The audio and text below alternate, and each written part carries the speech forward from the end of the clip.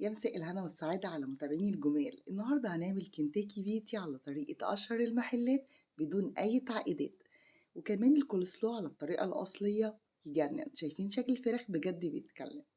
تعملي بقى منها أجمل سندوتشات تيكاوي سريعة كده للمدرسة للبيت للدروس زي ما انتي حابة.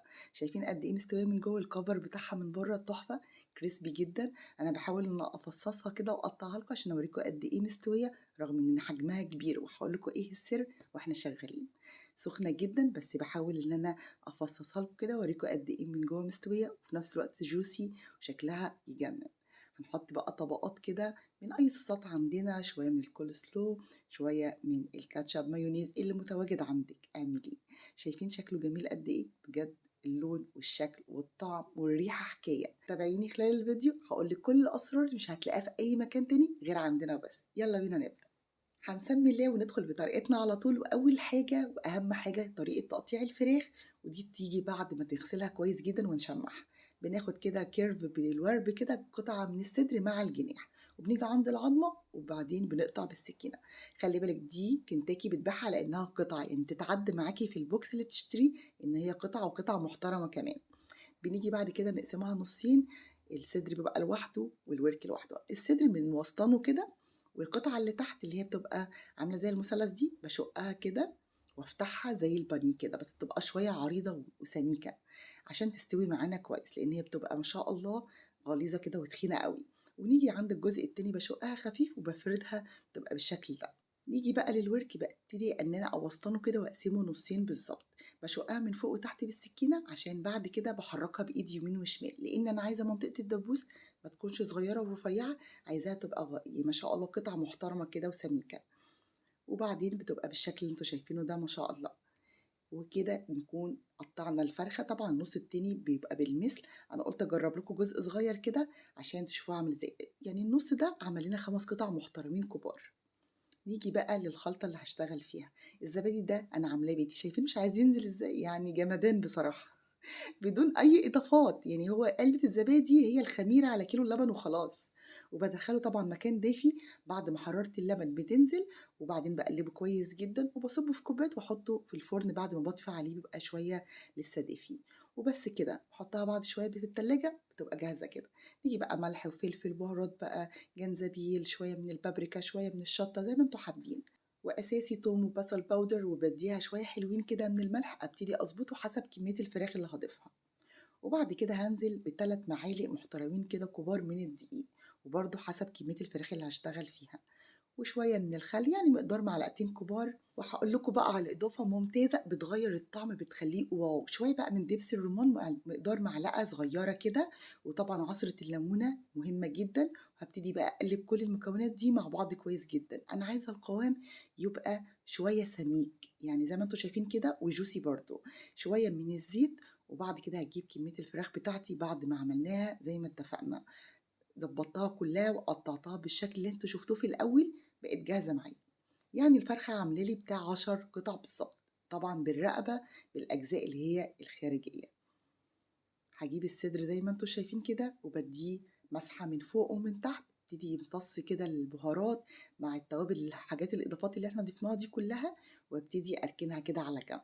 نيجي بقى للدبوس، أهم حاجة تعملوا له الفتحات اللي هي بتوصل للعضم دي، فتحات رفيّعة كده عشان تمتص التتبيلة بسهولة وتستوي بسرعة. نيجي للفخدة، أنا حاولت أشيل العضماية اللي هي بتبقى بالعرض دي، بتفرق جدًا في التسوية، بتبقى عبارة عن لحم صوفي وكمان بيبقى مستوي كويس أوي، أوي. نيجي للجناح، ما شاء الله القطعة كويسة عشان فيها جزء كويس من الصدر. وهاكمّل كلّه بنفس الشكل ده كده لحد ما أخلّص كل الكمية. الصدر زي ما اتفقنا لمّا بنفتحه من النُص بيبقى عريض كده وبيستوي معايا بسهولة.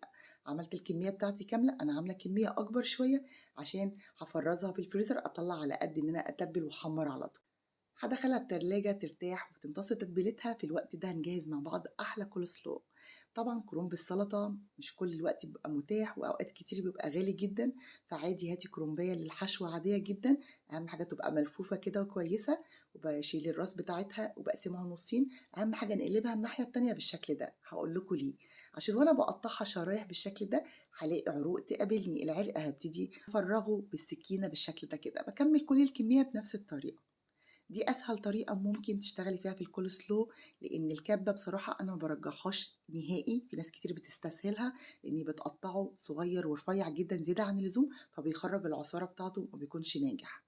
بسكينة بقى باحاول إن أنا زي ما أنتم شايفين باقطّعه شرايح رفيّعة جدًا قد ما أقدر، الكمية بتاعتي كاملة باعملها كده. طبعًا أنتِ المفروض بتعملي نُص الكرنبة بس، لو مثلًا أسرة مكوّنة من 4 أو 5 أفراد عشان الكمية ما تكونش كتيرة، إنّما أنا في حالتي ما شاء الله عملت الكمية كاملة، لإن أنا كان عندي عزومة فباحب الcoleslaw وحبايبي كمان بيحبوه جدًا، فباحب إن أنا أعمل حاجات بزيادة. طبعًا باكون باشرى كمية من الجزر وبافضّيه على العلبتين بالشكل ده.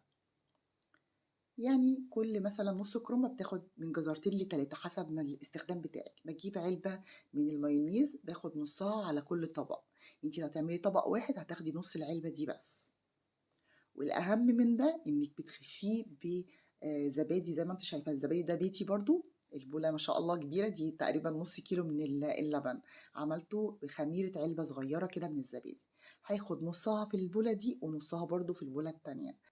هتلاحظوا إن الزبادي ضعف كمية المايونيز وأنا قاصدة ده عشان يقلل الدهون اللي موجودة فيه، وهو طبعًا بيبقى مفيد وصحّي جدًا فالأكلة بتبقى خفيفة أكتر. 3 معالق من السكر، معلقتين من الخل، وباقلّب كويس جدًا كل المكونات مع بعض وباسيبها في التلاجة عشان تبقى طري شوية ويمتص التتبيلة بسهولة. ما شاء الله شايفينه أحلى من الجاهز مليون مرة بجد، عن تجربة طعمه يجنن. هتاكلوه تدعوا لي. الكمية الصغيرة دي بتشتروها من بره مش أقل من 40 جنيه، أنا عاملة لك كمية كبيرة اقتصادية جدا وموفرة. تعالوا بقى نشوف التتبيلة بتاعتنا. نص كيلو من الدقيق، نص كوباية من النشا، رشة من الملح. أنا مش هحتاج إن أنا أضيف أي توابل أو بهارات تانية لأن هو اوريدي واخد كفايته من البهارات. بابتدي أحطه في دقيق، أضغط عليه في الأول بس ضغطة، وبعد كده باحطه في بولة فيها مكعبات من التلج، باطلعها بسرعة وانزلها تاني في الدقيق، بس المرة دي مش هاضغط عليه، هابتدي إن أنا أقلب كده على الهوا عشان يديني التنايات الكتيرة الحلوة اللي بتبقى موجودة في شكل الكنتاكي اللي بنشتريه من بره، وهو ده السر بتاعه. هاعمل باقي الكمية بنفس الطريقة، أدي واحدة كمان هانزلها بسرعة واخرجها من التلج وانزلها في الدقيق، وهابتدي إن أنا أقلبها كده أكتر من مرة في الدقيق. ولو عندِك كيس وابتديتِ إن أنا ترُجيه في بعض هيبقى أفضل طبعًا، بس أنا عارفة أتحكّم فيها فما عنديش مشكلة، أنا باقول لِك على أفكار وأنتِ اتعاملي بالطريقة اللي تناسبِك. باقي الكمية بنفس الشكل اللي أنتم شايفينه ده، هابتدي أنزل في مكعبات التلج وأخرّجها بسرعة وأقلّب في الدقيق بالشكل ده. وبكده الكمية بتاعتي بقت جاهزة، هتلاحظوا إن أنا كل ده راكناه في طبق الدقيق من تحت. وابتدي بعد كده إن أنا أقلب كده وأنفّض على الهوا خفيف وأخرّج الكمية كاملة، عشان لو خرّجتوها على طول في ساعتها هيبقى الدقيق قليل عليها، أنا عايزة كلّها تبقى نفس الشكل ونفس الcover. هابتدي في زيت غزير ويبقى سخن، أبتدي أنزل قطعة، قطعة بعد ما أنفّضها تنفيضة خفيفة كمان من الدقيق، وهانزل بالكمية بتاعتي بالشكل ده. بعد ما بانزل بيها على طول بابتدي أخلّي النار هادية شوية عشان تستوي براحتها خالص. وده سر تاني من أسرار نجاح كنتاكي في البيت، إنِّك تسويها على نار هادية وتقلّبي كل شوية تطلع معاكِ crispy ومستوية كويس جدًا. السر الأولاني إنِّك تعملي فراغات كده وشرايح طولية وتوصلي للعضم بالسكينة عشان ياخد التتبيلة كويس جدًا، وفي نفس الوقت وهو بيستوي الزيت يدخل له من كل الجهات. بتقلبي كده كام مرة على الجنبين على نار هادية، بيطلع معايا زي ما انتم شايفين ناجح جدا، لونه وشكله ممتاز، لونه ما شاء الله ذهبي زي ما انتم شايفين وكريسبي من بره ومستوي جدا من جوه، وده الشكل العام النهائي بجد تحفة. امشي على الطريقة دي بالمظبوط وانا اوعدك انك مش هتشتري تاني من بره، الكفر بره مقرمش وفي نفس الوقت مستوية من جوه وطرية، عجبت ولادي جدا. انا بقطع لكم وهي سخنة، فانا بصوا يعني باحاول ان انا اقدم لكم واوريكم الشكل العام عامل ايه، بس بجد تجنن. تقدميها بقى في سندوتشات، تقدميها مع ريزو، حسب ما الولاد بيحبوا. المهم في الاخر بتطلع معاكي بالشكل الجميل ده.